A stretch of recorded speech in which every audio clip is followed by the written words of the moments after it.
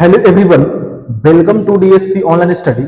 चलिए आज के क्लास में हम लोग क्लास 10th के फर्स्ट टर्मिनल एग्जाम में पूछे गए सारे प्रश्न को सॉल्व करेंगे। आइए पहला प्रश्न क्या कहता है देखते हैं इसको। पहला प्रश्न कह रहा है कि प्रकाश के किरण के समूह को क्या कहते हैं, यानी a group of ray of light is called. उसको क्या बुलाता है? तो उसको बुलाता है बीम, यानी किरण पुंज बुलाया जाता है। क्या बुलाता है उसको? किरण पुंज बुलाया जाता है। ऑप्शन सी हो जाएगा इसका। इसके बाद नेक्स्ट क्वेश्चन लिखिए, कह रहा है प्रकाश के परावर्तन के कितने नियम हैं? तो प्रकाश के परावर्तन के दो नियम होते हैं।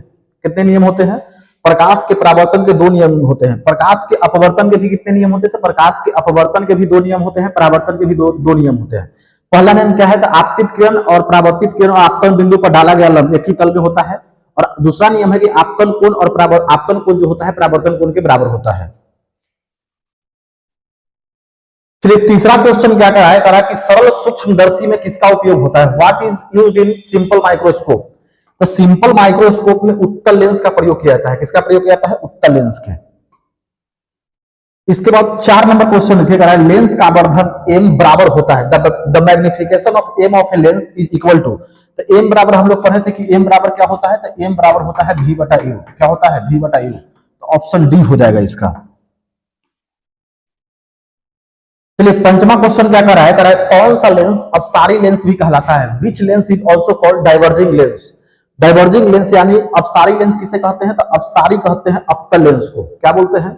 अपसारी कहते हैं अवतल लेंस को। उत्तल लेंस को क्या बोलते हैं? तो उत्तल लेंस को बोलते हैं अभिसारी। अभिसारी अभिसारी लेंस बुलाता है इसको। इसको बुलाता है अपसारी लेंस। अवतल को क्या? अपसारी लेंस कहा जाता है। 6 नंबर क्वेश्चन लिखिएगा कि निम्न में से किस लेंस की फोकस दूरी जो होता है धनात्मक होता है? तो धनात्मक किसका होता है? उत्तल लेंस का जो होता है धनात्मक होता है और अवतल लेंस का जो होता है ऋणात्मक होता है।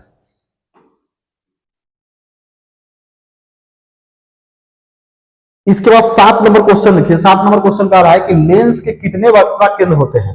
तो लेंस में 2 वक्ता केंद्र होता है। क्या वक्ता केंद्र होता है? 2 वक्ता केंद्र होता है। 8 नंबर क्वेश्चन लिखिएगा प्रकाश की चाल विभिन्न माध्यम में क्या होता है? तो अलग अलग होता है। जैसे हवा में कितना होता है? तो हवा में होता है 3 लाख। कांच में कितना होता है? तो 2,25,000। तो क्या होता है? भिन्न भिन्न होता है। प्रकाश की चाल जो होता है अलग अलग माध्यम में अलग अलग प्रकाश की चाल होता है। अब इसके बाद 9 नंबर क्वेश्चन लिखिए करा है किसी लेंस द्वारा उत्पन्न आवर्धन का एसआई मात्रक क्या होता है? किसी लेंस द्वारा उत्पन्न आवर्धन का एसआई मात्रक क्या होता है? तो what is the SI unit of magnification produced by lens? तो क्या होता है? तब इसका मात्रक जो होता है यह जो होता है मात्रकहीन होता है और डायमेंशन लेस होता है, यानी कि बीमाहीन होता है और मात्रकहीन होता है। तो ऑप्शन डी हो जाएगा। यह जो होता है मात्रकहीन होता है, इसका कोई मात्रक नहीं होता है।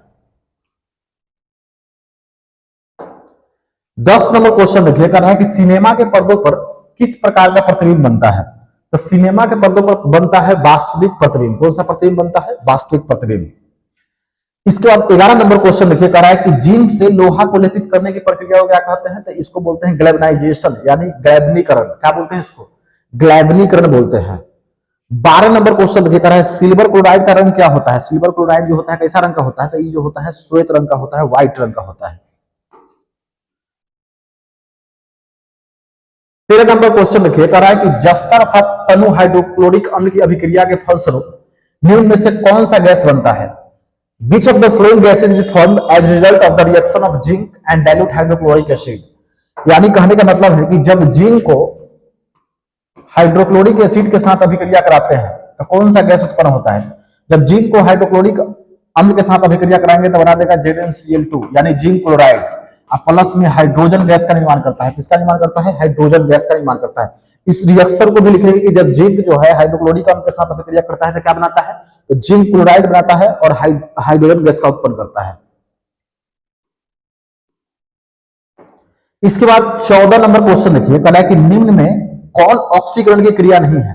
Which of the following is not the process of oxidation? Combustion, भोजन का पचना, अपक्षेपण, श्वसन। यानी कि इसमें ऑक्सीकरण की क्रिया कौन नहीं है? तो ऑक्सीकरण की क्रिया जो है अपक्षेपण नहीं है। इसके बाद 15 नंबर क्वेश्चन देखिए कहना है कि निम्न में कौन विस्थापन अभिक्रिया का उदाहरण है? विस्थापन अभिक्रिया क्या होता है? तो जब एक तत्व किसी दूसरे तत्व के द्वारा विस्थापित कर दिया जाता है तो उसी को क्या बोलते हैं? उसी को बोलते हैं विस्थापन अभिक्रिया। तो इसका क्या हो जाएगा? इसका हो जाएगा ऑप्शन ए। जब आयरन को जब कॉपर सल्फेट के साथ मिलाएंगे तो क्या बनेगा? आयरन सल्फेट बनेगा और कॉपर बनेगा। देखिए एक तत्व क्या हो रहा है, दूसरे तत्व के साथ विस्थापित हो रहा है, तो उसी को क्या बोलते हैं, उसी को बोलते हैं विस्थापन अभिक्रिया।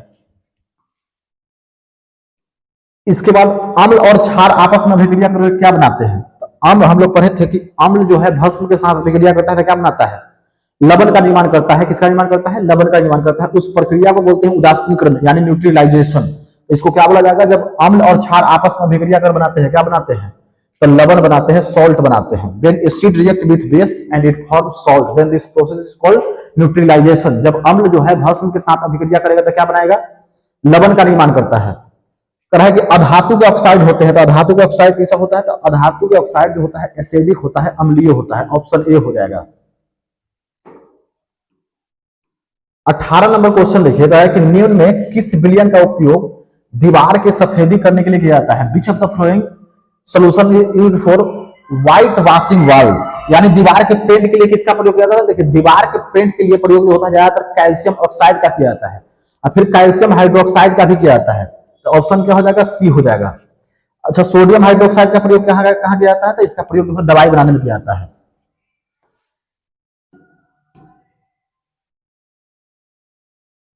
इसके बाद 19 नंबर क्वेश्चन देखिए, कर है सोडियम हाइड्रोक्साइड है क्षार, अम्ल या लवण या इनमें से कोई नहीं, तो क्या है ये, जिसके लास्ट में हम लोग पढ़े थे कि क्षारीय क्या होता है, जब लास्ट में OH लगा हुआ तो क्या होता है, क्षारीय होता है।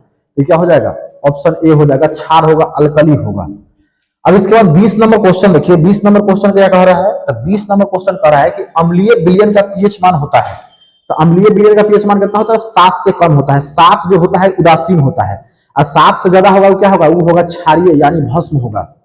तो क्या होगा, 7 से कम होगा, लेस देन 7। 21 नंबर क्वेश्चन देखिएगा, मानव आहार नाल का सबसे लंबा भाग है। The longest part of the human alimentary canal is, सबसे लंबा भाग कौन है, तो छोटी आंत होता है, लगभग 6 से 7 सेंटीमीटर होता है। फीट में पूछे तो 20 से 25 फीट होता है। पौधा में भोजन किस रूप में जमा होता है, तो पौधा में भोजन जो होता है स्टार्च के रूप में जमा होता है। अब पूछा जाए आप लोगों से कि पौधा में भोजन बनता किस रूप में है, तो पौधा में भोजन जो है ग्लूकोज के रूप में बनता है। तो क्वेश्चन अलग अलग तरीका से पूछा जा सकता है। पहले इसमें पूछा कि पौधा में भोजन किस रूप में जमा होता है, तो जमा होता है स्टार्च के रूप में यानी मंड के रूप में, इसको हिंदी में बोलते हैं मंड। अब पूछा कि पौधा में भोजन किस रूप में बनता है, तो बनता है किसमें, ग्लूकोज के रूप में बनता है। इसके बाद देखिए 23 नंबर क्वेश्चन क्या कर रहा है, आयोडीन की कमी से कौन सा रोग होता है। Which disease is caused by iodine deficiency, iodine की कमी के कारण कौन सा बीमारी होता है, तो आयोडीन की कमी के कारण घेंघा रोग होता है। कौन सा बीमारी होता है, ग्वाल्टर नामक बीमारी होता है, जो किसी भी आदमी के यहाँ पे क्या होता है, फूल जाता है, तो उसी को क्या बोलते हैं, उसी को बोलते हैं घेंघा रोग। कौन हार्मोन के कारण होता है, तो ये होता है थोरेक्सिन हार्मोन के कारण। हम लोग पढ़ेंगे इसको कंट्रोल एंड कोऑर्डिनेशन में, यानी नियंत्रण एवं समन्वय नामक चैप्टर में इसको पढ़ेंगे अच्छे तरीका से। फिर इसके बाद देखिए मधुमेह यानी डायबिटीज नामक बीमारी किसके कारण होता है, तो ये होता है इंसुलिन के कारण। किसके कारण होता है, इंसुलिन के कारण। फिर है स्कर्वी, स्कर्वी नामक बीमारी किसके कारण होता है, तो ये होता है विटामिन सी के कारण। फिर है एड्स, एड्स नामक बीमारी किसके कारण होता है, तो एड्स जो होता है, ये जो देखिए एड्स से क्या क्या पूछा जाता है, तो एड्स के फुल फॉर्म पूछा जाता है कभी कभी एग्जाम में। एड्स के फुल फॉर्म क्या होता है, तो एड्स के फुल फॉर्म होता है एक्वायर्ड इम्यूनोडेफिशिएंसी सिंड्रोम।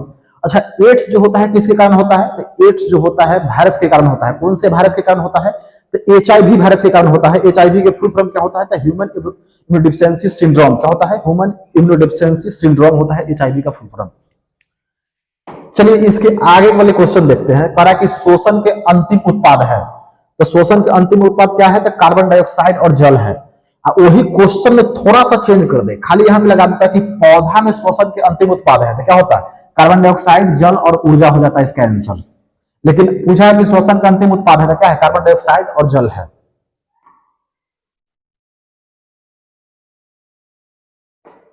इसके बाद देखिए ट्रैकिया किस जीव का श्वसन अंग है, ट्रैकिया से कौन सांस लेता है, तो हम लोग पढ़े थे श्वसन नामक चैप्टर में कि ट्रैकिया से जितना भी जीव है, जितना भी इंसेक्ट है, कीड़ा मकोड़ा है, वो किससे सांस लेता है, तो उस श्वास नली से यानी ट्रैकिया से सांस लेता है। मछली किससे सांस लेता है, तो जो है गलफारा से यानी कि क्लोम से सांस लेता है। आदमी किससे सांस लेता है, तो फेफड़ा से सांस लेता है।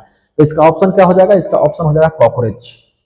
अब इसके बाद देखिए 26 नंबर क्वेश्चन क्या पूछा है, कह रहा है कि रक्त क्या है, व्हाट इज ब्लड। तो हम लोग पढ़े थे कि ब्लड एक उत्तक है, क्या है, ब्लड एक उत्तक है। अगर पूछता ब्लड ब्लड जो है कौन से उत्तक है, तो ब्लड जो है संयोजी उत्तक है। कौन सा उत्तक है? संयोजी उत्तक, यानी कि कनेक्टिव टिश्यू। 27 नंबर क्वेश्चन देखिएगा कि गाढ़ कोशिका की कौन सी भित्ति मोटी होती है? तो गाढ़ कोशिका के अंदर वाला भित्ति जो होता है, भीतर वाला भित्ति जो क्या होता है? मोटा होता है। अब बाहर वाला भित्ति जो होता है पतला होता है। बाहर वाला क्या होता है? पतला। अंदर वाला क्या होता है? मोटा होता है। तो इसका आंसर क्या हो जाएगा? ए हो जाएगा। निम्न में से कौन हेट्रोक्राइन ग्रंथि है? Which of the following is a heterocrine ग्रंथि? तो ये है अग्नाशय ग्रंथि। इसको भी हम लोग पढ़ेंगे कंट्रोल एंड कोऑर्डिनेशन नामक चैप्टर में, यानी नियंत्रण एवं समन्वय नामक चैप्टर में। अच्छा, अग्नाशय क्या है? तो अग्नाशय एक ग्रंथि है जो 3 प्रकार के एंजाइम निकलता है। क्या प्रकार के एंजाइम निकलता है? 3 प्रकार के। पहला है एमाइलेज, दूसरा है ट्रैप्सिन, भोजन को पचाने वाला एंजाइम निकलता है। इसके बाद है लाइपेज। अच्छा, एमाइलेज का काम क्या है? तो एमाइलेज का काम है जितना भी हम लोग कार्बोहाइड्रेट भोजन खाते हैं, जैसे चावल रोटी सब खाते हैं, तो इस सबको कौन पचाता है? तो एमाइलेज पचाता है।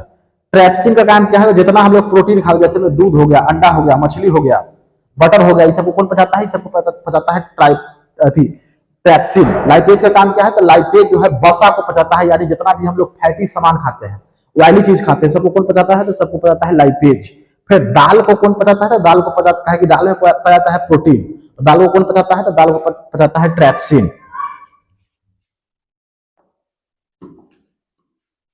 इसके बाद 29 नंबर क्वेश्चन लिखिएगा कि निम्नलिखित में कौन शरीर का संतुलन बनाए रखता है?